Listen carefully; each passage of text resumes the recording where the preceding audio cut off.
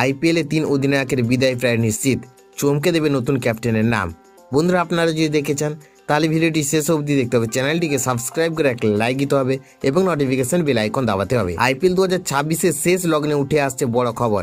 আগামী মরশুমে 3টি দল তাদের অধিনায়ক বদল করতে পারে বলে জোর জল্পনা শুরু হয়েছে। হতাশাজনক পারফরমেন্স এবং মাঠের ভুল সিদ্ধান্তের কারণে এই বড় পদক্ষেপ নিতে পারে ফ্র্যাঞ্চাইজগুলো। সবচেয়ে বেশি আলোচনায় রয়েছে মুম্বাই ইন্ডিয়ান্স। 2024 সালে রোহিত শর্মাকে সরিয়ে হার্দিক পান্ডিয়াকে অধিনায়ক করা হলেও সেই সিদ্ধান্ত এখনও পর্যন্ত সফল হয়নি। গত কয়েক মরশুমে মুম্বাইয়ের ধারাবাহিক ব্যর্থতা এবং হার্দিকের খারাপ ফর্ম দলের উপর বাড়তি চাপ তৈরি করেছে। তাই আগামী আইপিএলে নতুন অধিনায়ক দেখা যেতে পারে মুম্বাই শিবিরে। দ্বিতীয় দল লখনৌ সুপার জায়ান্ট। ঋষভ পন্থকে বড় অঙ্কের টাকায় দলে এনে অধিনায়ক করা হলেও দলের ফলাফল আশানুরূপ হয়নি।